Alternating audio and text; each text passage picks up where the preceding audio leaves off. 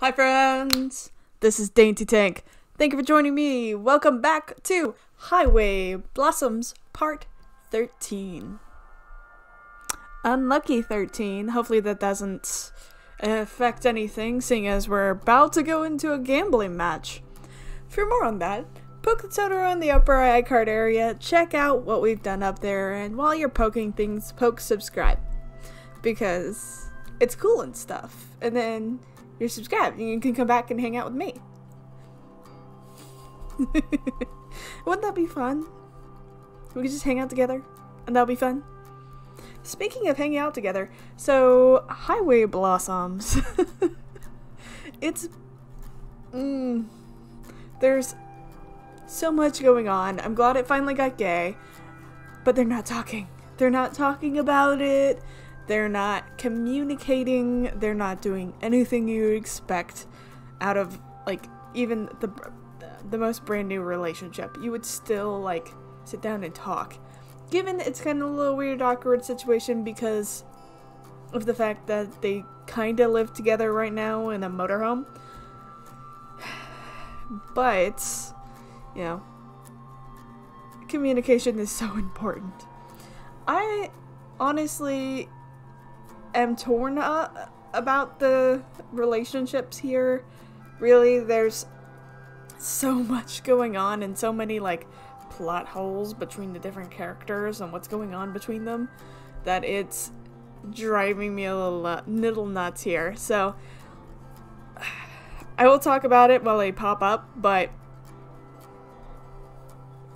I hope that we, like, close up these and we finally discuss our feelings after we, like, settle the golden treasure discussion here. But we'll see. Let's load. I do believe it's this one. Alright. I vaguely know where the casino Mariah mentioned its location. We passed it earlier today, but I didn't pay much attention to it. As we load out of the RV, Marina's dragging her feet.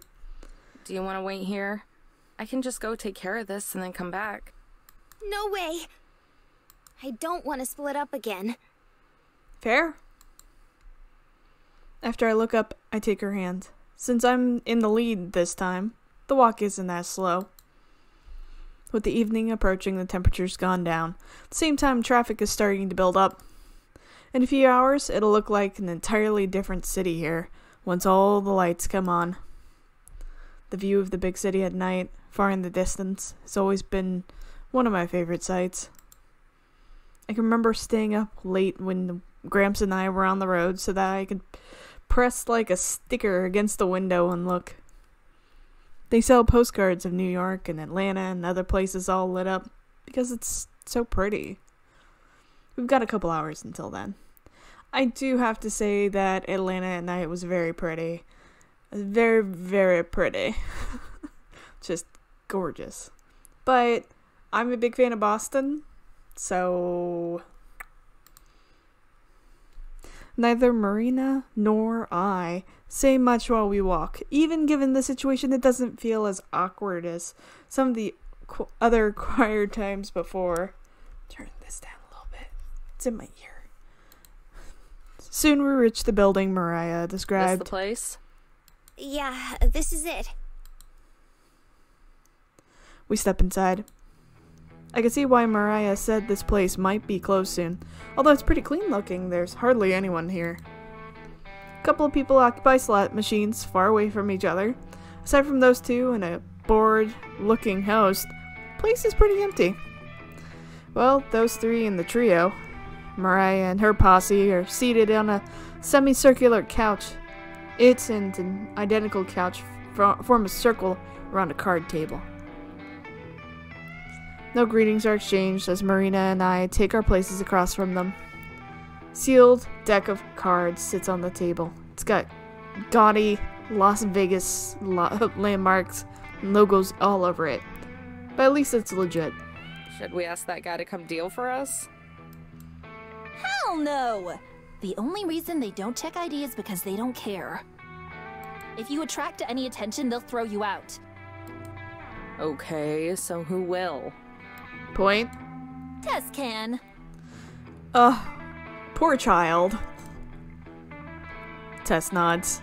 Really? No offense, but does she even know how? Of course she knows how. She's not an idiot. And before you get any ideas, she's more likely to help you cheat than help me.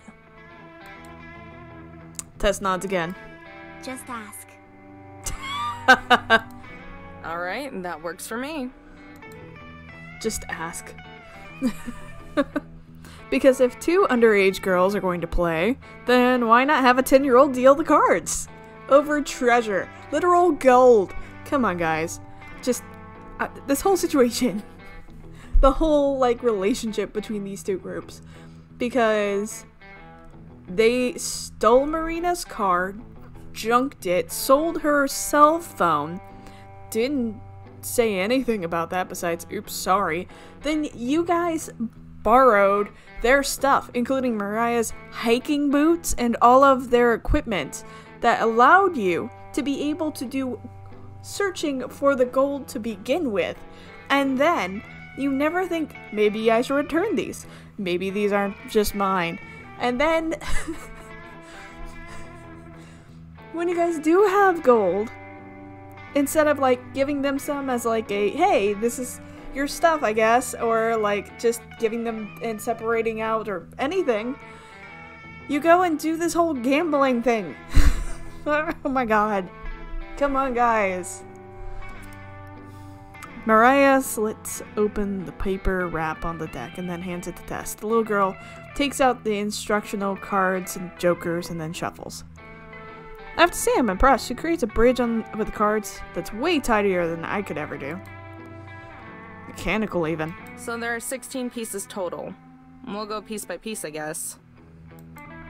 Sure. That means I'd have to win 8 hands in a row without Mariah or the dealer winning any, to earn back all of Marina's treasure, and I won't settle for anything less than the full amount. We have a small stack of coins near us that each represent a small piece of treasure. How does this game work? Basically, you try to get the cards in your hand to add up to 21, or as close as possible without going over. Yep, don't bust. Whoever's closest wins that round. The dealer can win too. We all get 2 cards. Then, you can stand, which is where you don't take any more cards, or you can hit, which is where you draw another. Yep. That sounds really easy. Yeah, it's luck-based. I guess. Like I said, it's mostly luck. Shut up. Time to play. Jeez. I flip her off, but don't argue. Jeez. Tess deals us a hand. I stand while Mariah hits. I don't expect her to hit to beat my 18, but she lays down a 10, a 3, and a 6. Damn. Tess slides her 2 tokens. Ooh. On the next round, I beat her. I win the next 2 rounds after that, but then the dealer wins, and we have to start over.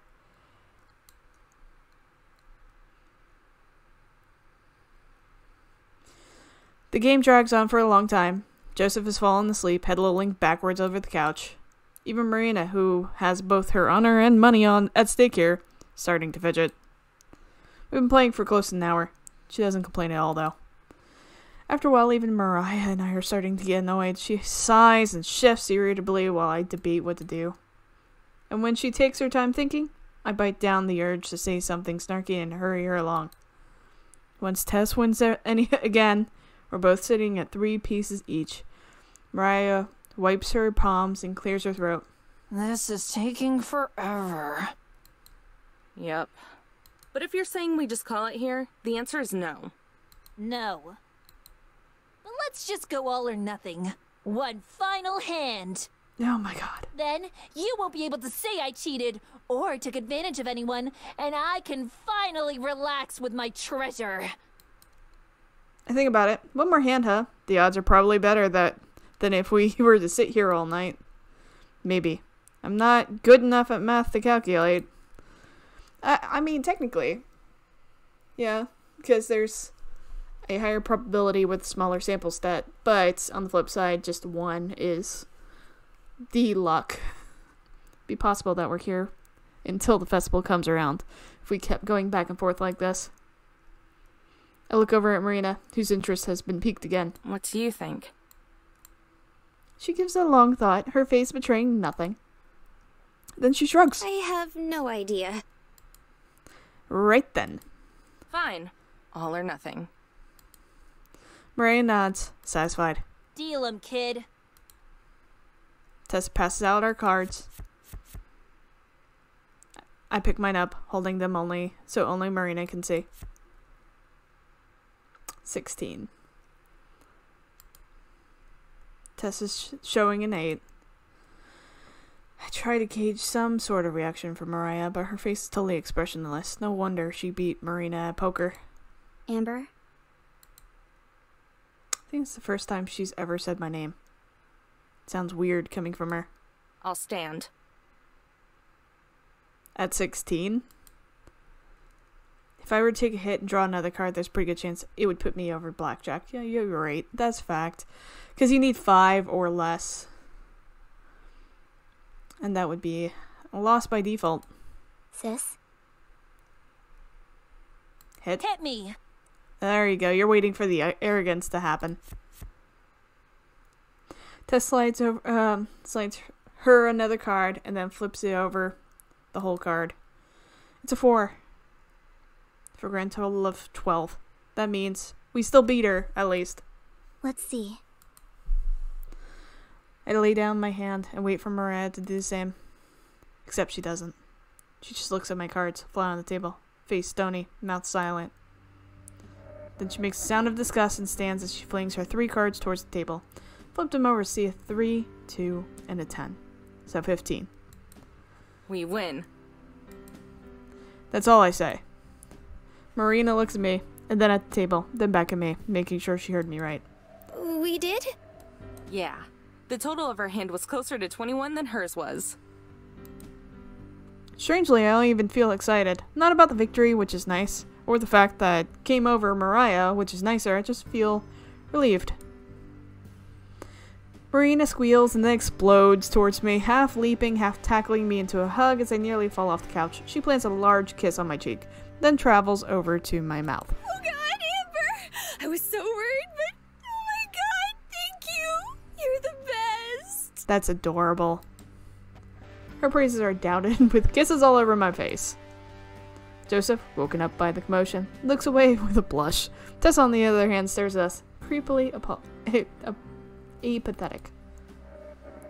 I separate myself from Marina. Where'd Mariah go? Oh, just read. I separate myself from Marina and stand up. Mariah has already traveled halfway to the door, not saying anything in her defeat. Little wooden box gold sits abandoned where her arm was. I check and count the pieces of treasure. They're all there. Start to move towards Mariah to say something, but Joseph clucks his tongue. I stop. Don't worry about her. She's always like this. Sorry.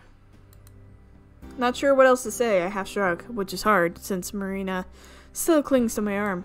Don't be. Better things work out this way. Come on, kiddo. He takes Tess's hand, and they start to follow Mariah, who left the building. You ladies take care. You too. See you later. Once they leave, I look down at the mess of cards and chips and cards on the table. Someone will come by and clean them up. Marina tugs at my shirt. When I look at her, she kisses me on the lips again. Aww. Oh, she's crying. For the first time today, we stay like that for a long time, not caring about how many stares we might be getting, though it can't be more than 3. I can still taste the faint saltiness from her tears that are streaming down her face right now. I feel her lips curve into a smile, even before we pull apart. Thank you.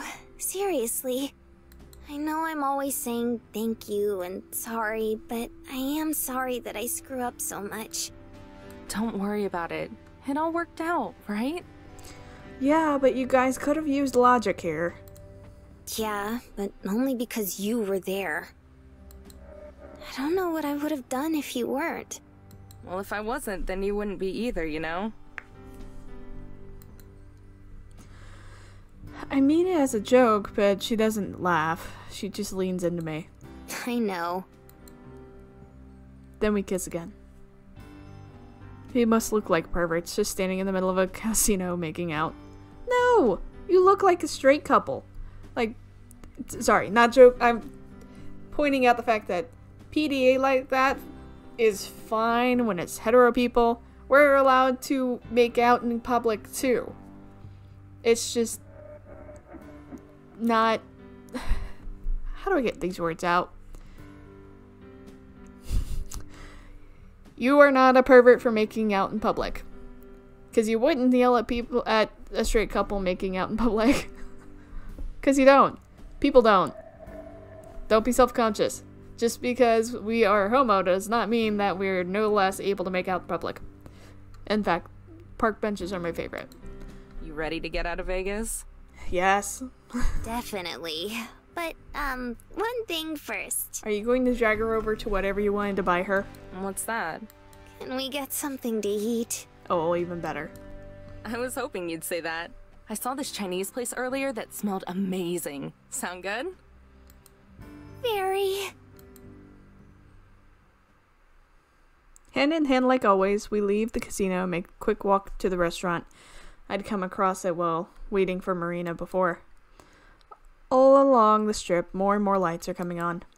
It's hard to tell that it's getting much darker out because of how artificial light there is. We get to the restaurant and eat outside on the patio, watching as more and more buildings are illuminated. By the time we're done and back to the RV, Las Vegas has shifted fully from daytime to artificial daytime. Before we buckle in, I pull back all the curtains. Make sure you get a good spot by the window. You're gonna want to see this. Ooh. It starts slowly. Just a few lights and apartment windows coming to life. Our lonely street lights flickering on. I drive slowly, so as to keep us here longer. Beside me, Marina shifts impatiently, but doesn't say anything. By now, she knows when I'm being serious. I know she won't be disappointed. Oh, that's cute. As more and more lights flare against the skyline, I can see Marina shift to get a better view. I smile to myself. That's what I was waiting for. What she was waiting for, even if she didn't know it. Las Vegas lights up like a forest of Christmas trees, glimmering orange and yellow against the muddy blackness of the night sky. The further away from the heart of the city we get, the more of its gorgeous sprawl we can see. Soon, it's so immense that the entire world seems to be awash with forced color. I ignore the signs that would lead us all the way out of Vegas and instead cruise along the streets that will let us admire for longer. Marina's head slowly turns with every bend in the road, her gaze magnetically fastened to the city. Skyscrapers zoom by, each one another pillar of light.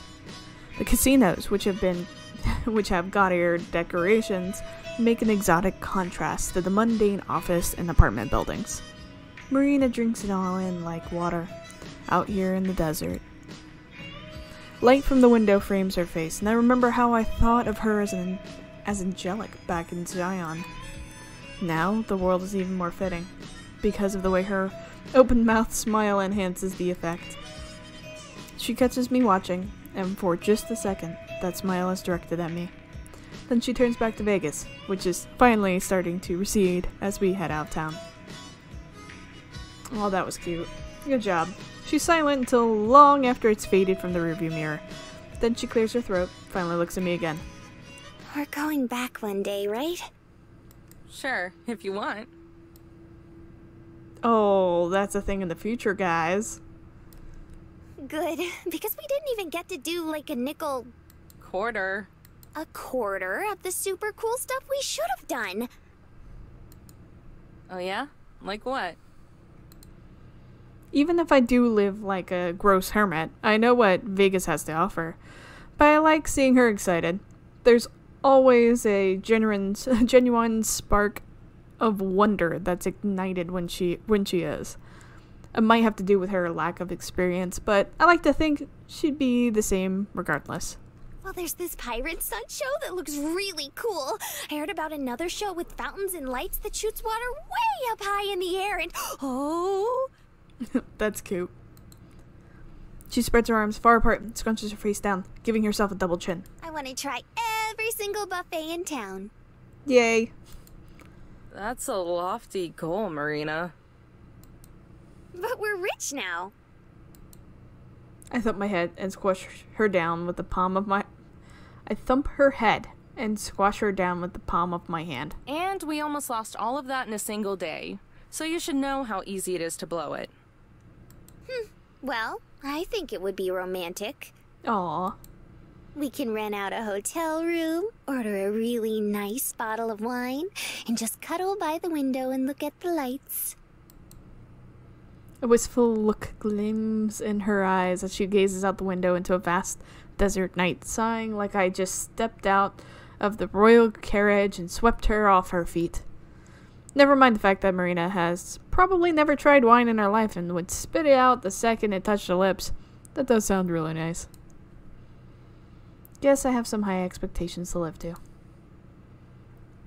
I've always had them, but now it feels more official. Now, more than ever, I'm obligated to keep her happy and safe. Those thoughts occupy my mind for an hour or so as we traverse the desert highway. Marina's gone back to staring out the window at the barely visible roadside. We pass the sign right off the side of our deserted lane.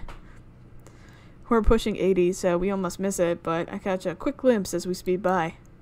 Nothing special, just a dusty sheet of aluminum with a picture of poppies and 3 words printed on it. Welcome to California. It's gone before I can even process it. Huh, I guess we're in California. It doesn't look like Marina noticed, and why would she? We passed several state lines, and it's never been a big deal then.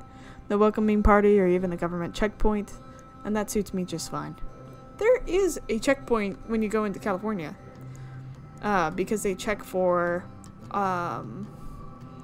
agricultural products that go across the border. So technically there is a checkpoint when you get into California. She hasn't brought up her surprise anymore either, whatever it was. Probably better to just let her forget about that. But that doesn't mean the day is over yet, and places that Geezer would always yak on about may as well be stapled onto my brain. Hey, you trust me? Her head perks up and she turns away from the window, answering without delay. Of course I do. Yeah, she did kind of climb into your motorhome. Willingly. Why? Just checking. And that's that. No more questions, just blind trust. I continue driving, eventually branching off onto an exit. Another thing I don't think Marina notices. Soon, budding lights start popping up in the distance, typical yellows and whites barely hovering above the road, with one exception. Towering on the horizon, outlined in neon red, with digital numbers climbing towards the sky, is a giant monstrosity of a thermometer. It caps off about above the middle, reaching temperatures all the way up to 62 degrees. Finally dawns on Marina.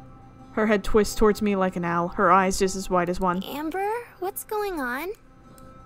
She feigns concern at first, but her voice curls up mid-sentence, unable to hide her smile any longer. You said you trust me, right? And I do. Marina tilts her head, tilts over and rubs up on my shoulder. What? She tilts over and rubs up on my shoulder. What does that mean? Is that like... what? I go dead stiff, again feeling the weight of that trust and responsibility. Is it like a shoulder touch? Is that what that's trying to say? Like she rubs your shoulder? Rubs up on just sounds different. We drive into town, which as far as I can tell is just one long street. Old beat-up gas stations and fast food joints line the side of the road, separated by an occasional diner. Thermometer is tucked away, hidden in a corner, but it may as well be the center of the universe. the rest of the world zooming by on the interstate. I pull into the lot by the thermometer, its only neighbor being a small shack. Sound of the ignition dwindles down to nothing, leaving the RV parked wherever. I'm the first one to get out, craving the sweet stationary concrete as I stretch my legs. Wobbling in front of the thermometer, I flop my hands at my sides, dotting our arrival. Here we are, the world's tallest thermometer. Marina steps out of the RV, her eyes sparkling, mouth wide open in awe, her face frozen in time. She reaches into the motorhome and pulls out her camera, a single flash shooting out from it as she winds the camera for the next shot. I thought you might like it. A smug grin finds a home on my face as I revel in the pride and satisfaction of knowing I did something to make her smile. Except she's not smiling, she's staring. Not at the thermometer now, but me. A near lifeless stare cloaked by the dimming headlights of the motorhome. Marina? Readying her stance, she pushes her feet off the ground and charges toward me. Okay. If we're doing this, then we're doing it right. Wait, Marina! Ah! Too late. Before I can even finish my play, she swings around my neck, snugly brings me to her side, switching out the camera, aiming it right at us. Hey, Amber. Her finger itches closer to the button. Don't do it! Say. She draws out the word to an excruciating length. I struggle to break free, but she just squeezes me tighter. I'm warning you! Hey, tease. She bends in and presses her lips against my cheek. Oh! Where did that drink come from? But that's super cute. Huh. I stare at the camera, mind blank, my non-reaction drawing out a cute giggle from her. Then it hits me, a thought so mortifying and embarrassing that it shades my skin a pink and red gradient. She thinks this is cute. At this point, I'm butter, or clay, from Marina's perspective. And that's exactly what she treats me as, holding me in new positions as she snaps more photos. Ah, you guys look cute! She's so happy. Before she winds for the next photo, I nudge her head with mine. She nudges back, both of us cuddling against each other as she snaps the next picture. She takes several more shots, each one with a little bit more gooberish and drenched in cheesy romantic goo than the last.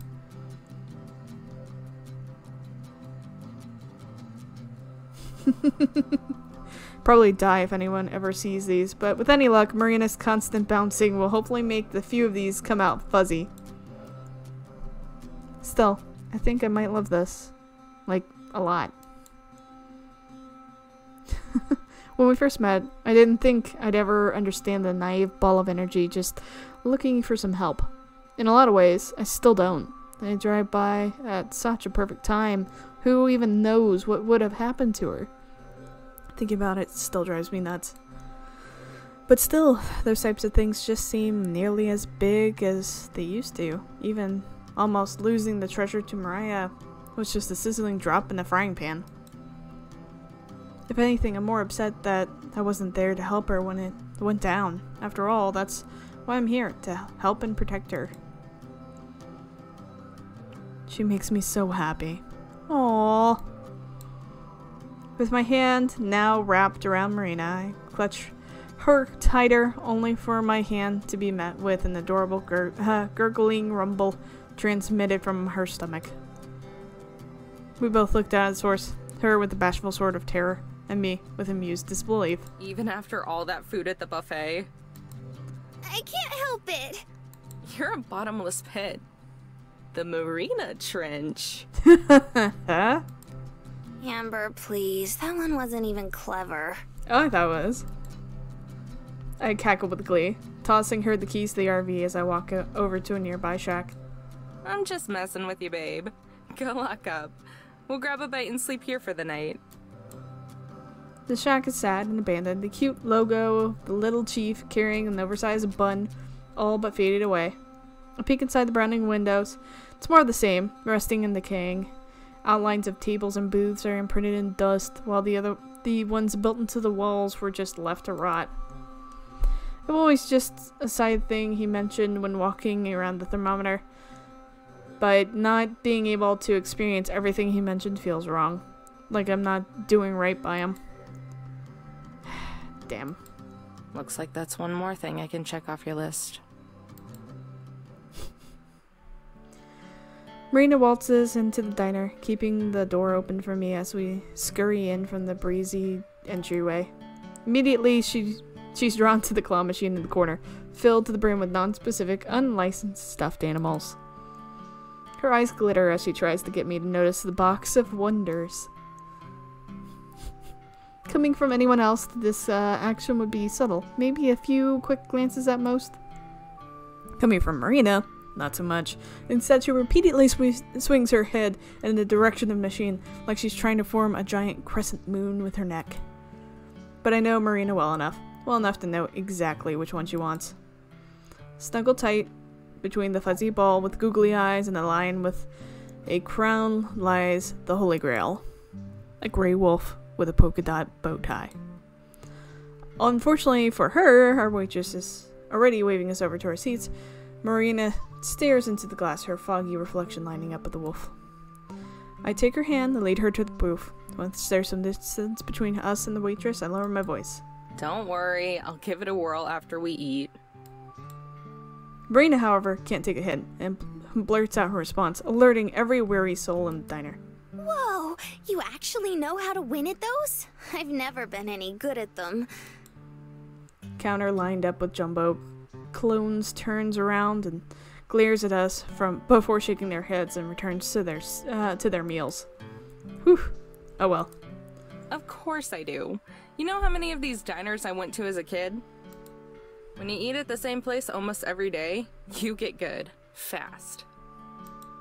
Wow, you're like a claw goddess. Ugh. Damn right. Okay. Marina ogles me like the claw goddess I am as we take our seats at the booth. I gladly accept her glory and praise. The waitress flops the menus on our table and silently waits for us to order our drinks. Just coffee for me. With her eyes glazing over, she turns to Marina. What kind of shakes do you have? Waitress reaches her wrinkly hands across the table and tosses the dessert menu in front of Marina. She flips through the menus and strains her eyes shut, focusing on what very well may be the most important decision of her life. Amber, you got coffee, right? Right. Then that's what I'll get. What?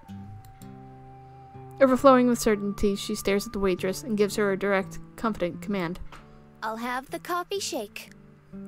Coffee shake. Extra whipped cream. The waitress doesn't even bother to write this down, instead dragging her body back to her tomb in the kitchen. Ugh. You know that shake isn't gonna taste the same as my coffee, right? It's just gonna be a ton of ice cream and cheap coffee flavoring. Yeah, but I at least gotta try it, for your sake. For your sake. Why would you choke down a crappy shake for my sake? You do everything for me. Everything. Of course I do. That's my job. A stiff chuckle slips from under her breath. Right. But I want to do things for you too. So you're ordering the coffee shake as a cosmic favor. You're losing me, Mare. She whines, momentary frustration seeping onto her face. No, not like that. No? It's silly, but I want to poke around in your mind a little. That way I can do favors and help. Oh. So I guess it's not just for your sake, but for both of our sakes. She smiles and rests her head to the side, as if expecting my shoulder to be there, like always. Realizing she's only leaning on air, Marina blinks and tries to play it off with a tiny cough. I saw that. Before I can take my teasing to more exciting places, the waitress returns from the kitchen, barely managing to balance our drinks on the platter as my coffee sloshes everywhere.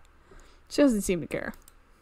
She places our drinks on the table and then limps out her notepad and pen to take our orders. Thanks, but I'll stick with coffee.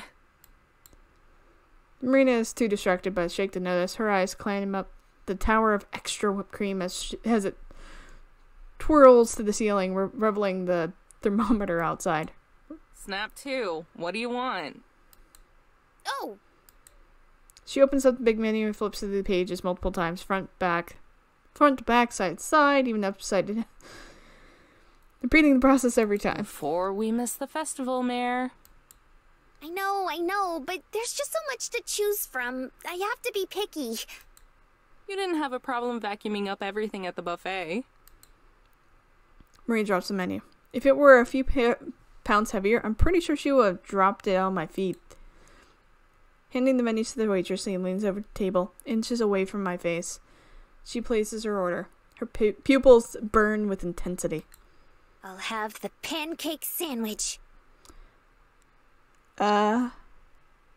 Pancake sandwich.